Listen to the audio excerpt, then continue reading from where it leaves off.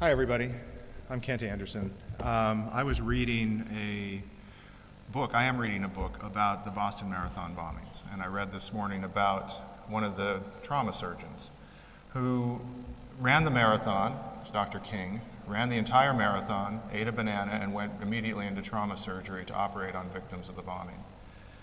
He was later honored for that and other heroic efforts at a Boston Bruins game. And it occurred to him that one thing he never heard from a lot of patients was thank you. He would walk into a room after fixing somebody up after a motorcycle accident or a gunshot wound or a knife fight, and they would say, "Where's my breakfast?" And he'd say, "Well, I was the surgeon who fixed you." And they'd say, "Yeah, but where's my breakfast?"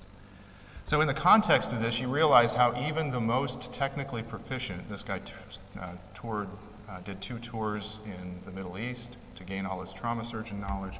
Even in this venue, people take for granted expertise.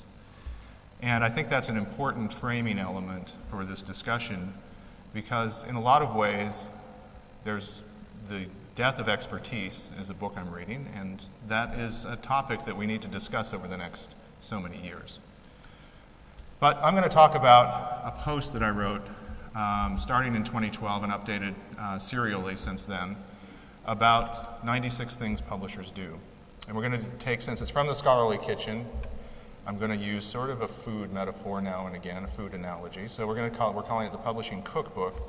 However, this is not to take anything away from the creative side of the business because there are a lot of ways to reach the same endpoint. There are a lot of paths to a good meal. And so I'm just going to talk about some of the techniques that you can bring into your own culinary experiences. How many of you have ever watched a show like this, where an expert, in this case, restaurateur, goes in and helps struggling amateurs who have gotten in over their heads and makes a television program about it? How many of you have watched this one in particular? Okay. So this is a common theme. You have a lot of people who think that running a restaurant looks easy and fun on the outside, and once they get inside of it, they see how difficult and complex it is, that there's much more to it than they ever thought, and their skill set's not uniquely matched to it. So you end up with him lecturing them about the quality of their food, the way they keep their books, the cleanliness of their kitchen, the way they source their ingredients, and basically why their business is failing. So again, expertise has a lot to do with success. This hit publishing back, so long ago, when everybody thought, information wants to be free, it also wants to be expensive, but it really came to a head about 8 or 9 years ago, when Clay Shirky wrote this: "Publishing is not evolving, publishing is going away, because the word publishing means a cadre of professionals who are taking on the incredible difficulty and complexity and expense of making something public. That's not a job anymore. That's a button. There's a button that says publish, and when you press it, it's done." If anyone has seen that button, please tell me where it is. Let's take this apart a little. That's not a job anymore. It's actually a more complicated job than it's ever been. That's why the list has grown from 60 elements to 96. There's no button that says publish, and there's no way that it's done once you've published something. It is nice, though, that he acknowledged that there is incredible difficulty, complexity, and expense in making something public. So like so many other things, this starts out with an internal contradiction and a lot of magical thinking. So this came to a head, just a little backstory here, this came to a head for me in 2012 at the SSP, Society for Scholarly Publishing annual meeting, when Jason Priam said, "We're now all publishers. Publishing has been unseated."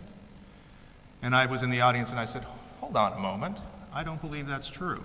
What do you mean?" He said, "Well, we have a button that we just press it and it's published, so we're all publishers." And I said, "No, that's not true. You're mistaken, and this is why. When we tweet, blog, or update, we are not publishers, we are authors. Twitter, WordPress, or Facebook are the publishers. They just accept nearly everything we submit, so it feels like we're publishers. But each company has sheltered us as authors from the risks of their ventures, is trying to make enough money to remain viable for years to come, and has created the venue we want to publish in. I was secretly heartened by the fact that Twitter lost $160 million this last quarter because maybe President Trump won't be a publisher anymore either. How do you know you're not the publisher? You've assumed no risk. Self-publishing is a different category of publishing precisely because the author assumes some risk. Most authors assume no risk. You have no legal exposure. You have no authors or contributors, and you write whenever you want. Real publishers have to keep the content flowing. And you can't fail financially because you don't publish well. I stopped using Facebook around the time of the 2016 election because it became so toxic. Facebook's not failing.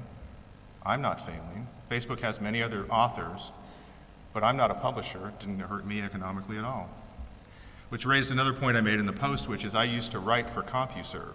How many of you remember CompuServe? Where's my CompuServe publishing button today? So we return to Clay Shirky's comment, and I returned to that 2012 post where I linked to it.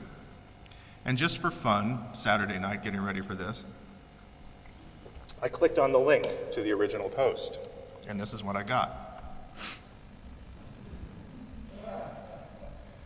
Yeah, everyone's a publisher. Good job, Clay. So his post has disappeared. It's only found in sites that have copied it, but his original publication's gone. I couldn't find it. I could find it on mirrored sites. So this led me ultimately to write a post because publishers, I was at this meeting, also came up that publishers are really terrible about talking about what they do because we are actually a service industry that quietly and discreetly serves a whole community of researchers, authors, editors, readers, users, librarians, you name it. And we're trying to keep a low profile because that's how we work. We keep a lot of secrets, actually, and we know a lot about the industry, but it would not be in service of the industry for us to let that all out of the bag. So we tend to be pretty quiet.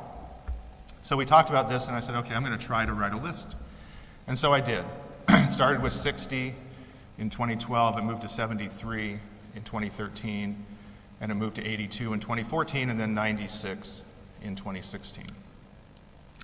So we're going to move on and use the food analogy, go back to the food analogy, and we're going to use it as the food production chain, where you have raw materials, processing, distribution, retailing, and restaurateuring to reach the consumer.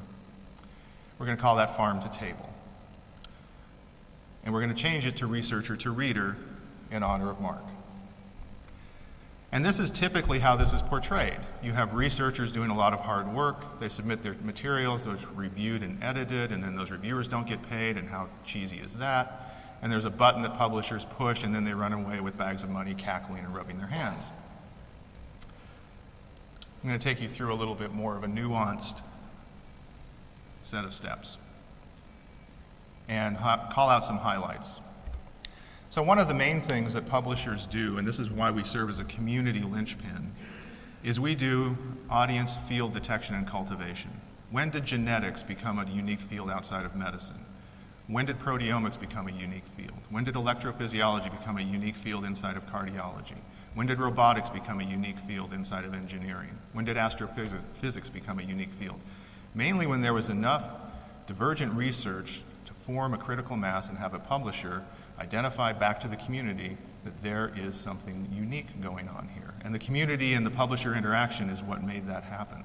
It happens in books, it happens in journals, it happens in monographs. This is a source of unique interaction that publishers do with the community and of community building around these outputs. Publishers have to establish and cultivate a good reputation, solicit materials, and one of the things that's often overlooked is we train editors a lot. Editors don't know what they're getting into when they sign up to be an editor, mostly, and they're surprised. And the stabilizing force there is the continuous knowledge of the publisher to say, okay, you're a new editor, you're the new sheriff in town, here's how you handle a gun, here are the keys to the jail cell, here's how you deal with infractions, here's how you deal with, making the town better. That takes a lot of work, and it takes a lot of consistency, and editors appreciate it, actually. We also train peer reviewers, run editorial meetings, and then manage peer review. And people tend to disparage this and say, well, you're just sending things out to unpaid reviewers and getting them back and then foisting them back to the editor, and they just read them and decide they just interpret whatever the reviewer said and make decisions along those lines. It's very complicated and very expensive. In 280 work days a year, you have to most journals handle thousands of manuscripts, tens of thousands of authors, interact with all of them, and do it at a pace that is is quickening because of the demands of the marketplace and the expectations of both authors and readers. So this is not a trivial task. You also at the same time have to deal with author attestations. Make sure that the contributors as listed actually made a contribution to the work. This is a new demand that has gained more prominence over the past few years. Dealing with authorship problems. There's plagiarism, there's fake papers, all of these things, retractions, corrections, so on and so forth. Staff training, especially at the junior level, staff come in and out, they get promoted, you have to bring new people in, constantly training them so that they're providing the continuity that people expect of scholarly publishers. Conflicts of interest and disclosures, again, in the last 10 to 15 years have gained increasing prominence and gained added complexity to the overall functioning of most publishers. Implement and enforce editorial policies. This is one of the most complicated things to do because a lot of authors try to skirt them or find loopholes. And how do you deal with that? And how do you upgrade them and reinterpret them and refine them? And then one thing I think is often overlooked is the support of editorial review. We talk about peer review a lot, and at the meeting in Berlin I made the point that I think we talk about that because it's transactional, which means in some ways it's measurable. Editorial review is not as transactional, but it's much more important. The editor actually selects who's going to peer review things. They actually select and set the tone for their peer reviewer pool. They define how things are graded. They interpret secret notes. And they make a decision about the emphasis the journal is going to have over the next few years, or the book is going to take. They're incredibly important, but they're hard to measure, so we don't talk about them very much. But publishers tend to pay them. They tend to be advanced academics or researchers, and they work extremely hard, and publishers support them vigorously. And then dealing with rejections. The cost of rejections is one of the most overlooked things in the cost of scholarly publication. Rejections help authors, because typically it's a mismatch question. This is not right for this journal, and research has found that the next journal they go to, it performs better because it's a better match. So this is something that actually helps scholars maximize the yield of their research, but it's also a cost that every journal bears, especially those at the upper echelon, because everybody figures, we'll take one shot at shooting for the moon, and then we'll go back down to earth. Substantive editing, this varies. Some journals rewrite papers virtually, and some simply look at the most difficult sections. Copy editing and proofreading, I will not have anyone disparage a copy editor or proofreader, please. These people catch all sorts of things that would embarrass scholars, that at the last minute when they try to slip in a slight nuance that they think will get by the editor, they catch that. They catch factual mismatches and tabular mismatches between figures, tables, and text.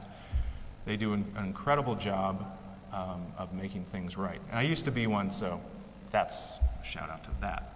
Illustration and art handling, this has become more complicated as more and more color figures, as more and more interactive figures, and as more figures overall. And then the data behind them have to be handled. Multimedia handling, how do movies and interactives play, and how do you make sure they play for decades into the future? Because again, this is supposed to be a record of scholarship, not just a splash and dash kind of affair.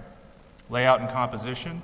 There's a lot of thinking about the typographic mind being important for people actually taking in information and consuming it and remembering it. The PDF is important for this reason. Layout and composition are important for this reason. People have expectations and can recognize a scholarly paper at a mile away because there's uniformity, which lowers the barrier for knowledge acquisition. XML generation and tagging. Then we register DOIs, so there's a permanent link that people can follow to find a resource whenever they want. We try to optimize search engine and search engine performance so that people can discover the content more, and we'll even in some cases do search engine marketing to make sure that hot papers are found, or special issues, special editions, special collections. And look, finally we're publishing. finally. And publication is quite simple these days. You just press a button. You ship XML, you ship assets. You have to make sure that they're mounted correctly to the platform, that they're mounted, if you're printing, that they also go out correctly there.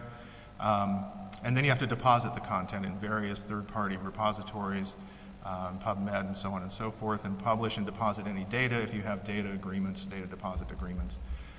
Many journals do media relations press releases about their papers because they are, again, trying to maximize the profile of both their journal and their authors and their research. And then social media is a brand new and complicated beast all its own. How do you maximize that? How do you compete in that space? How do you measure it? What kind of messaging do you do? Third-party licensing, in many cases, is a major endeavor because whether green, gold, subscription, whatever, academics get preferences, and they are deeply embedded in how they find research. They prefer Ovid, they prefer ProQuest, they prefer some other EBSCO, they prefer something else, and you have to serve that need as well. Hosting and archiving of the content, comment moderation is a new and interesting challenge, and probably one that needs to be rethought. Interlinking services, anti-piracy efforts, these vary from both the small, which are very point piracy. Somebody's going after a particular article for a particular ill-thought purpose, or larger things like Sci-Hub, where we need to look at the entire industry's piracy concerns. And then if you have continuing medical education, legal education, or continuing education in other areas, you have to make sure your content comports with those needs, and you have to do all the content parsing for that. Analytics and abuse monitoring, how did we do? And who's trying to rip us off? You have to manage that. E-commerce, people have an expectation that you're going to have slick e-commerce systems, you're going to remember username and passwords, you're going to have secure credit card commerce, you're going to have sensible pricing, you're going to have SSO ideally. How do you do all of that? Usage and financial reporting, both up and down throughout the organization and across. Then many publishers now are cascading rejected manuscripts so that they can keep them in-house and put them into other properties that they've started. And then with funders and others, you have to verify compliance. We've deposited the data. We've matched our policies, your policies. We've done all of these things, and that adds costs and complexities as well. Then on top of that, publishers are governed typically by boards, either for-profit or not-for-profit. Many have society affiliations, either directly or indirectly. They have to manage those. Typically, they're doing some product development and exploring new technologies because everybody's trying to be more efficient and effective. And they're conducting market research, to go back to one of the first items, to see if there's some sort of new field or new area emerging or some new need in their market that they can address. And then we get into the fun part of every few years you have to migrate everything to a brand new platform. And when you have 50 or 100 or 200 years of content, all of various formats, that's a lot of fun. And you can't have any downtime because then the world would end. So you have to do this all seamlessly, and it only takes about 18 months and a team of 20 and a lot of money. But as long as it looks nice on the other end, that's all people care about. Content migrations, let's move from HTML to SGML to XML to JATS. And what's next? Okay? And you have to make it all over again. Maintain your archive. Things go out, file formats drop out. You have to always check those and have contingency plans. Rights management. Particular authors may actually come to you with only permission from with a figure that may say, you can only use this in print, you can only use this online. You need to abide by that, and you need to know what you do if there's a request for that to go up, for you to go beyond that. And then vendor migrations. Your vendors aren't stable either. Some of them go out of business, some of them get bought up by other players. How do you deal with that? And what impact does that have for your business? So, all in all, pretty simple. But these are things that we deal with all the time, correct? Any of these recognizable to the publishers in the room? Yep. But at the end of the day, the goal is everybody gets a nice meal. And none of the users have to sweat about what it took to grow the corn, to grow the wheat, to get it to market, to make sure it's pure, to make sure it's handled correctly, to make sure it's cooked properly, and to make sure it's served beautifully. And that's the goal. Just like chefs don't talk about what goes on in the kitchen, so to speak, we do too much probably every day. Publishers don't talk much about what goes on in order to make this portable feast happen. And I think that's the ultimate, and I'll leave you with this. Professionals are people who can do their best work when they don't feel like it. So that's the continuity, and I think that's what publishers bring to this community, is a continuity of professionals that train editors, accept materials, create stable brands, stable outputs, stable information, which is extremely important to the scientific record and extremely important to scholarship.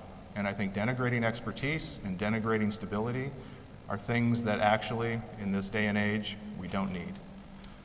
So, thank you very much.